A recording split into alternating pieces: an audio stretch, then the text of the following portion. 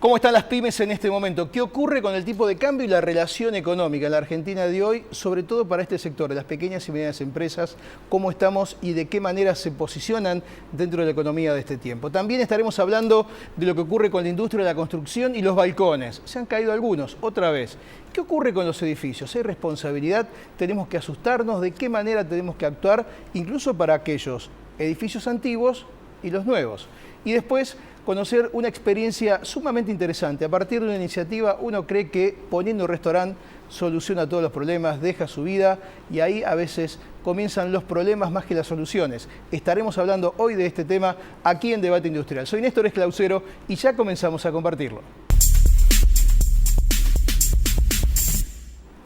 Juan José Sica es secretario general de APIME, la Asamblea de Pequeñas y Medianas Empresas. Gracias por venir. No, gracias a usted por invitarme. Hoy está trazado el tipo de cambio, en todo caso, ¿cómo impacta esto dentro de las pymes, que es un sector clave dentro de la economía históricamente, pero más en este tiempo, ¿no?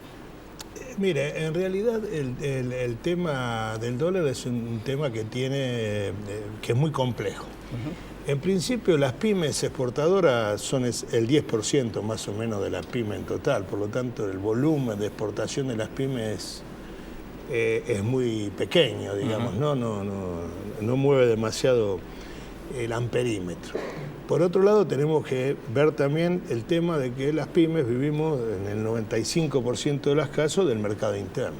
Y una devaluación siempre afecta a los sectores de ingresos fijos. Es decir, consumen menos y van a tener actividad. Consumen menos, entonces es un tema que realmente nosotros no pretendemos el aumento del dólar, digamos, por lo menos de una manera que, insisto, incide generalmente en el mercado en contra de los consumidores, para los cuales nosotros trabajamos. Por lo tanto, ahora, también es cierto que muchas de las pymes viven de las grandes empresas o los sectores exportadores, muchos tienen que ver con los productos primarios, las economías regionales, y ahí sí el dólar es importante. En ese caso el dólar es importante, pero mire, yo tengo mis reservas en cuanto a pensar que han perdido rentabilidad estas grandes empresas. En realidad todos los balances que usted lee o todas las informaciones que uno lee determinan que ha habido y hay todavía grandes ganancias en estos grupos económicos que lamentablemente están cada vez más concentrados, claro, y cada vez son menos. Cada vez facturan más, cada vez trabajan más y cada vez ganan más. Entonces me parece que más que... lloran más de lo que corresponde. Claro, me parece que presionan más. Es lógico, dentro del capitalismo están presionando para ganar más. Pero me parece que tiene que ver más con esta manera de pensar que tiene el gran empresario de la avaricia, digamos, de la acumulación, que con los problemas reales, ¿no? ¿Qué ocurre con los sectores que tienen oportunidades de trabajo, que tienen posibilidades de crecer, pero a veces no tienen financiamiento? El famoso crédito para las pymes acorde a esa circunstancia, ¿no? Bueno, en general, digamos, para ser honesto, ha mejorado la situación con respecto a años anteriores. Otro tiempo. El hecho de la reforma a la Carta Orgánica del Banco Central, digamos, de alguna manera apuntando a los sectores productivos, ha producido una mejora en este sentido y sobre todo en un anuncio que se ha hecho y que se ha comenzado a concretar hace muy poco tiempo, que tiene que ver con este 5% de los depósitos del sistema financiero que los bancos deben prestar. Eso está todavía a mitad de camino, ¿no? Eso está a mitad de camino, está empezando a aparecer. Nosotros hemos tenido y tenemos consultas de socios de nuestra entidad y están siendo atendidos. Algunos más, otros menos, según el banco. Lógicamente que para el sistema financiero es mucho más apetecible prestarle al préstamo al consumo, a la venta de auto, a la tarjeta, que deja una que tiene un interés muy alto, a este crédito que es con un interés de alrededor del 15% anual. Por lo tanto, son reticentes, pero realmente hay una presión de parte de Débora Giorgi, la ministra de Industria, con la cual estuvimos reunidos hace 10 días, las entidades, y nos pidió que presionáramos a los bancos y que en todo caso informáramos a aquellos bancos que no cumplen con esto. Ahora, también hay una cuestión que está vinculada con el tema de la toma de personal. Tomar una persona para una pyme o para un taller chiquito Es un gasto altísimo, según un costo altísimo. Es un costo que a veces alto, con el tema de las ganancias o con el, claro, un gran grupo económico quizás no, pero los costos laborales ahí son distintos. Y sobre todo para las pymes. Pero si usted me permite una sola acotación Sí. con lo que hablábamos antes, por eso nosotros desde APYME estamos propiciando una nueva ley que llamamos Ley de Servicios Financieros, que ha sido presentada una propuesta por el Bloque de Nuevo Encuentro y nosotros estamos apoyando una gran cantidad de entidades, inclusive municipios, etcétera, donde se cambia esa ley perversa que viene de 1977 por una ley que considere al servicio, a lo financiero como un servicio, ¿no? Más. Y no como es el actual, que está enfocada a la ganancia de los bancos y nada más, ¿no? Se le permite a los bancos hacer cualquier negocio, por lo tanto son reticentes al préstamo. Por eso me parece que es importante decir esto. En lo que usted decía, nosotros tenemos un grave problema, que es el tema que venimos también proponiendo y hemos armado, hay un anteproyecto de ley, estamos charlando y ver cómo lo podemos meter en la Cámara de Diputados, y tiene que ver con la segmentación, con una nueva ley PYME que segmente. Para darle un ejemplo concreto. Nosotros, que por supuesto necesitamos que haya trabajo, somos los principales generadores de trabajo, pero además que los salarios sean buenos, sean importantes, porque nosotros vivimos, como decíamos, del mercado antes, interno, lo que consume. Del mercado interno. Ahora, acá se produce un problema que es realmente grave para las pymes, y que tiene que ver con lo siguiente. Para una empresa, fabricante de automóviles, sobre el producto, sobre el auto, los salarios más los aportes patronales, etcétera, pueden llegar a significar en el valor del producto entre un 5 y un 7%. A una pyme, algunas veces esto le repercute en un 40 o un 50%. Entonces, esto es una inequidad. Es un condicionante total, además, para tomar más gente. Es un condicionante. Eso, más las empresas formadoras de precios, que son unas 200, 300 empresas con posición dominante y monopólicas en la Argentina, que manejan los precios, diríamos que casi a su antojo, hace que la rentabilidad de las pymes realmente estén en un momento bastante difícil. ¿Cuántas pymes hay? Bueno, en realidad las pymes, se habla de 1.300.000 pymes, de las cuales 300.000 serían del sector agropecuario y las demás. Ahora, si cada pyme tiene un nuevo empleado, que el Estado financie incluso, en una escala, el 100% en un comienzo, el 50x tiempo y así de manera escalonada, ¿no tendríamos un millón de personas por lo menos trabajando casi de la noche a la mañana? Sí, sí, así es. Y realmente, bueno, también es justo decir que ha venido bajando el índice de desocupación, porque las pymes han tomado... Claro, pero fíjese que con esta medida, solamente con eso, con que alguno tome una sola persona... Sí. Ahora hay que crear los mecanismos necesarios para que se pueda tomar esa persona. Sí, sí, obvio. Inclusive tenemos que reconocer que hay un gran porcentaje también de trabajadores de forma irregular, claro, y que blanquear ese personal para algunas pymes es un problema. Casi significa cerrar a veces. Claro, en algunos casos significa cerrar. Son temas pendientes de un modelo económico que nosotros estamos de acuerdo, apoyamos de alguna manera, pero que falta profundizar, y entre esa profundización están estos temas que estamos charlando. Juan José, gracias por venir a contarnos esta historia. Gracias por invitarme. Pausa en la primera, enseguida volvemos.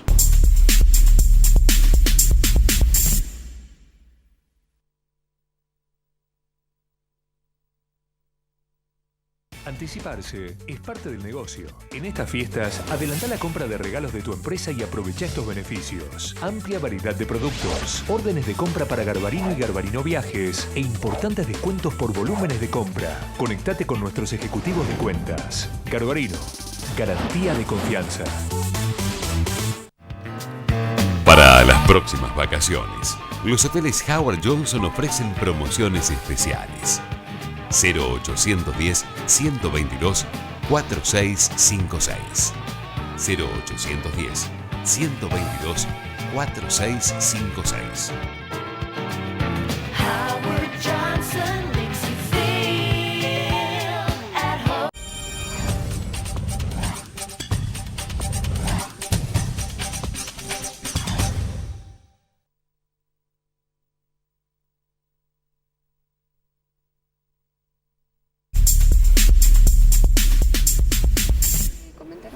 Vamos a hablar con Fabiana Martínez, que es arquitecta.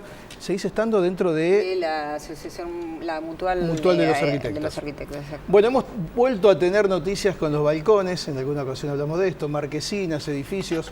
¿Qué pasa? ¿Se sigue en la misma situación? ¿No se controla? ¿Se controla poco? ¿Qué falla? El ser humano es el que falla, francamente, porque las normativas están, no solamente está la ley 256, que ya sabes que hace unos cuantos años que es la que regula la seguridad de los que son frentes, balcones, contrafrentes, tiene que ver con la seguridad estructural del edificio. Además, el año pasado se creó por un reglamento del Gobierno de la Ciudad de Buenos Aires, una resolución, perdón, que es la que crea el libro de edificio seguro, que es un libro donde tiene que constar realmente las inspecciones, que tiene que estar hecho por profesionales, incluye todo lo que ya está en realidad normatizado en distintas resoluciones, como la limpieza de los tanques de agua, los ascensores, pero obviamente también todo lo que es seguridad estructural, frentes y balcones, y además toda la parte de matafuegos y servicios contra incendio. Pero el tema sigue pasando por lo mismo. Acá lo que estamos hablando, y siempre ya lo hemos comentado en distintas oportunidades con vos, es el problema de la falla humana. La falla humana, que es la que tiene. ¿Que es el control o el dueño que no lo cumple? Son las dos cosas. Sobre todo porque este libro, que tiene que ver con seguridad edilicia, es para todos los que están dentro de lo que es el régimen de propiedad horizontal. Vos sabés que eso está, vos contratás, cuando vivís dentro de un edificio de departamentos, hay un consorcio, un consejo de asesores, que son los propietarios que están en constante reunión con el administrador, pero es el administrador el encargado de ejecutar. Así que si bien obviamente nosotros tenemos la responsabilidad sobre nuestros bienes, siempre uno le está delegando a otro y a un profesional que se supone que además es un administrador con una matrícula, que es el que tiene que hacer cumplir esto. Lamentablemente nos pasan todos los órdenes de la vida, obviamente nunca hay pruebas, pero siempre tenés este diezmo que le da el contratado a la administración o al tercero que lo contrata para decir, bueno, mira, dámelo a mí el trabajo, claro, yo te lo hago, después ahora, lo terminan pero acá hay una firmando. responsabilidad del Estado importante, ¿no? Totalmente. Porque más allá de todo esto que pasa... Es que la realidad es que el libro que se crea es poner una traba más y un costo más a los administradores y un ingreso más para el gobierno de la ciudad. Y hasta ahí es llegó. Así de simple. Claro. Porque realmente no hay después una regulación. O sea, como toda ordenanza, vos cuando la tenés que reglamentar, tenés que indicar exactamente cuáles son los pasos que se van a cumplir. Están dando ordenanzas o resoluciones, perdón, porque ordenanza es algo más antiguo, resoluciones que después no tienen la estructura administrativa para cumplirla, para instrumentarla. O sea que la ley está para hacerlo, como se dice en la calle, pero los controles son los que fallan. Los controles son los que fallan y los trabajos también, obviamente. Ahora, ¿qué pasa con lo que hoy, digamos, con los balcones de hoy, con los edificios, sobre todo con los antiguos? En algunas ocasiones hablamos de los nuevos, sí, con los antiguos. No, los nuevos están de terror, te digo, también, no sí, te se creas pueden que caer, no me digas que se pueden caer. No sé si vos viste en esta semana o la semana pasada con el tema de las lluvias, un edificio en provincia de Buenos Aires, acá nomás, no sé si era Banfield o Bernal, que tenía 9 meses de estrenado y se estaba desarmando directamente. Al principio pensaron que era solamente el frente, porque de material de frente quizás se hubiese utilizado yeso y no revoque, pero se empezó a desgranar el hormigón. Epa. Eso habla de la mala calidad de los materiales utilizados, no hay un muestreo, no hay... Lo que hacen los constructores, ya lo habíamos conversado, es bajar costos y bajar tiempos. Ahora, pero eso es peligrosísimo. Es peligrosísimo. No es una cuestión de una mancha de humedad, totalmente. Sino que es... No es una mancha de humedad. Claro. Realmente es la seguridad del peatón, del público y de cualquiera de los que está viviendo en el edificio. ¿Y qué pasa con lo antiguo, no? Porque lo que ocurrió otro día con el tema de la marquesina... Exactamente. Y si vos te fijas, el edificio que estaba ahí en Viamonte y Paraguay, Uruguay, perdón, Viamonte y Uruguay, exactamente, no era un edificio muy antiguo, era un edificio que tendría de la década del 50, si yo no me equivoco. Ahí influenciaron dos cosas, falta de mantenimiento, porque era un balcón amplio, además de los cuales cualquiera de nosotros estamos acostumbrados a que se larga la lluvia y te metes abajo de un balcón, de un cartel, de algo, pero además tenía esta sobrecarga de cartel.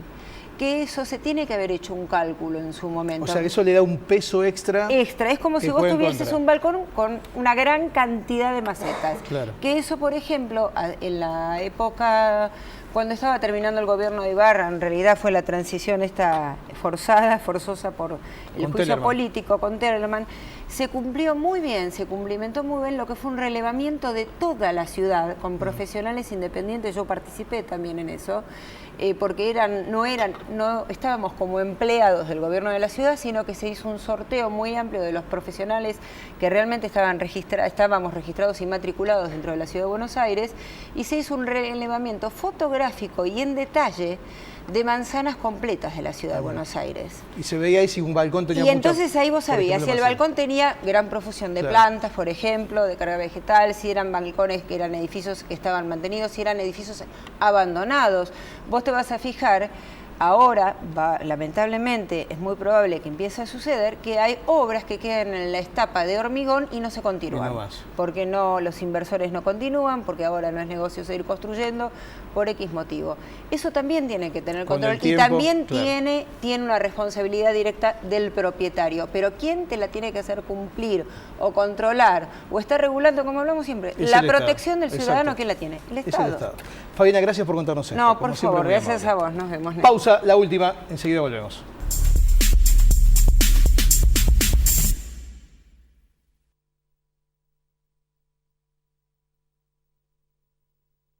Compomundo Corporate presenta la línea más completa de oficina. Equipos con el software que su empresa necesita. Windows 7 Professional, compatible con Tango, Begerman y SIAP. Soporte técnico, actualizaciones y software deducible de impuestos. El negocio de su empresa pasa por Compomundo Corporate. En Apart Hotel Rotuy te estamos esperando para que disfrutes de unas vacaciones únicas. En San Martín de los Andes, Apart Hotel Rotuy. Diferente a todo lo que conoces.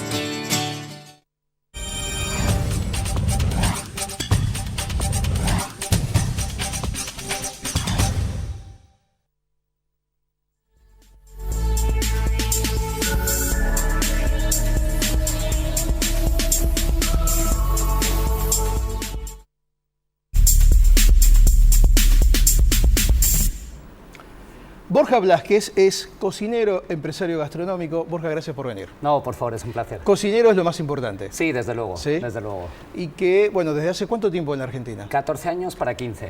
Ah, bastante tiempo. Sí, desde luego. Vine fin del 97. ¿Y estás desde ese momento dedicado a esto o viniste a ver qué pasaba y cómo fue en ese caso? Empecé 5 años antes. Ya en España era cocinero y luego ya 5 años después de haber empezado mi carrera fue cuando vine. Acá decía en la presentación, muchos dicen, bueno, me cansé de trabajar, pongo un restaurante, soluciono mis problemas, es lo más lindo darle de comer a la gente, mi vida se convierte en un mar de rosas. ¿Es así? No siempre, no siempre. La verdad que el negocio gastronómico es un negocio comprometido, es un negocio un poco complicado y no siempre es el ideal, ¿no? O sea, no siempre se responde a lo que la gente piensa de, bueno, me pongo un restaurante, doy de comer a mis amigos, doy de comer a la gente que conozco. Porque mucha gente el fin de semana hace una sola en la casa, todos le dicen que es rico. Exacto. Y cree que está en condiciones de poner un restaurante, ¿no? Sí, es eso lo que pasa. Alguien cocina muy bien, de repente agasaja a sus amigos, dice, guau, esto se me da bien, puedo poner un negocio gastronómico, quiero irme al rubro en el que ya estoy y luego se encuentran con que es un negocio bastante difícil. ¿Qué es lo más crítico?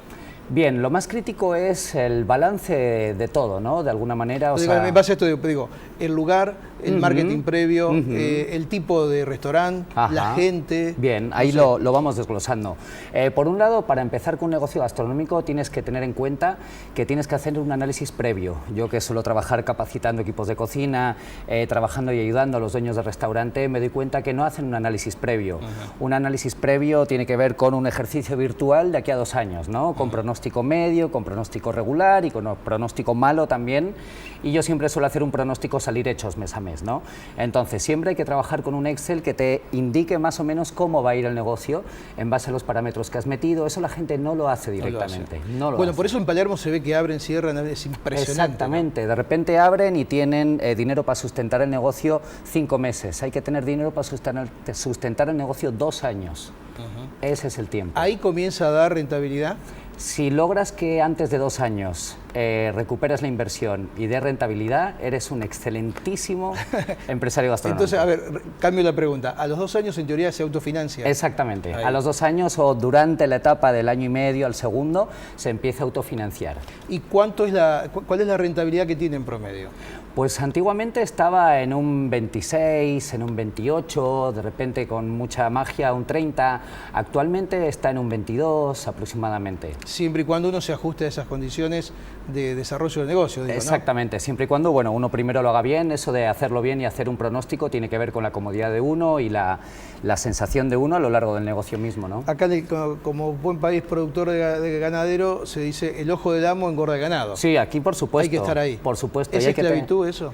Hombre, hay que tener en cuenta que da servicio y mediodía y servicio de noche, que normalmente el negocio gastronómico está abierto 5 días y medio a la semana mínimo.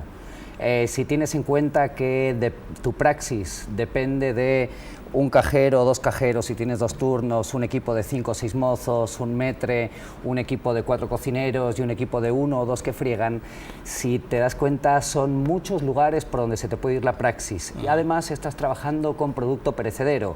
Ahí está otro agujero donde... O sea, hay que saber comprar. Exactamente, hay que saber comprar y tienes que tener gente capacitada para que te mantengan el producto.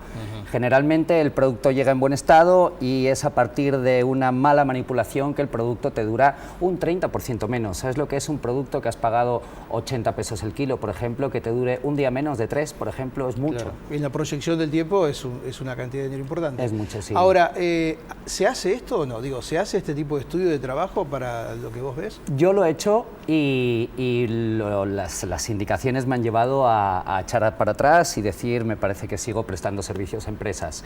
Porque si hoy por hoy tratas de programar un restaurante en Buenos Aires, te vas a dar cuenta que para llegar a un barrio donde la gente quiera ir y quiera estar y donde ya vaya, por ejemplo, vas a tener un alquiler que oscile entre 25.000 y 50.000.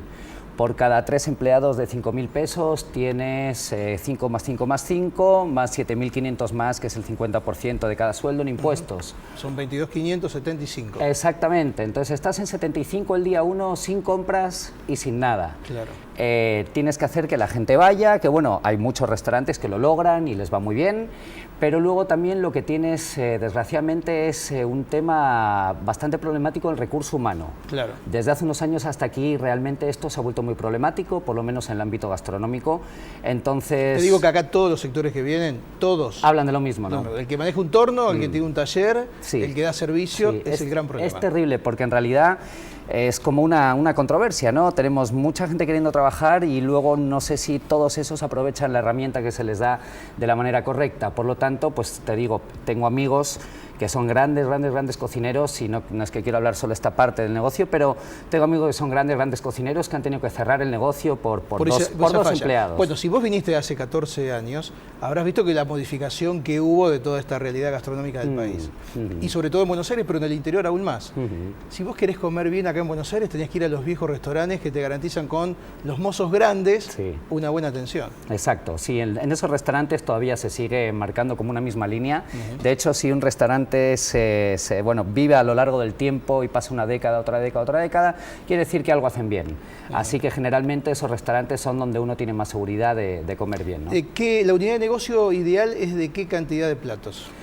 Depende de cuánto lo muevas, pero yo creo que un restaurante más tirando a pequeño, con mucha rotación, es un negocio más fácil. Esto quiere decir que un salón de 60 cubiertos, que tú puedas doblarlo en la medida que tengas demanda, tú puedas doblarlo y hacer 90, 100 con el equipo con el que puedes cubrir 60, eso está muy bien. No digo que los tengas que hacer que trabajar más, simplemente digo, el servicio son 3 horas y se puede acomodar 2 turnos o casi 2 turnos. Ese negocio es más llevadero, tienes que poner los ojos en 6 personas, no en 12, y bueno, es más controlado. Si anda bien uno puede crecer sin problema, más que achicarse. Y poder hacer otro del mismo estilo, ¿no? ¿Y qué rubro? ¿Una parrilla, pasta? ¿Voy a lo étnico? Muy buena pregunta, muy buena pregunta. Bien, básicamente en Buenos Aires en la semana, o sea, por un restaurante no se puede nutrir de solo el viernes o solo el sábado, o vamos a decirlo de otra manera, hay muy pocos restaurantes que se pueden nutrir de la clientela de jueves, viernes, sábado. Los hay, funcionan y son muy buenos negocios. Pero no son todos los restaurantes que se pueden nutrir así.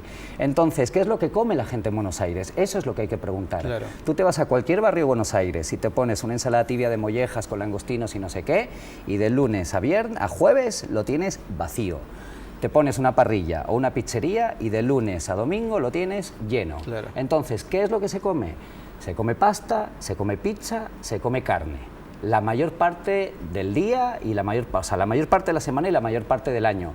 Si vas a poner un restaurante en un barrio, es conveniente que lo vayas enfocando para ese lado, porque he visto muchísimas propuestas hacer agua en barrios con mucho potencial, y es por eso, porque sí, es un poco de moda y nada más. Exacto. Borja, ¿qué te llamó la atención de la Argentina? A ver, en principio del país y Sí. en todo caso de la gastronomía. A ver, dijiste acá me gusta esto o critico tal otra cosa. Bien, bueno, cuando llegué al país me gustó muchísimo que bueno, venía de España, donde todo es más estructurado. ¿De qué parte de España sos? San Sebastián, del San norte, Sebastián. San Sebastián.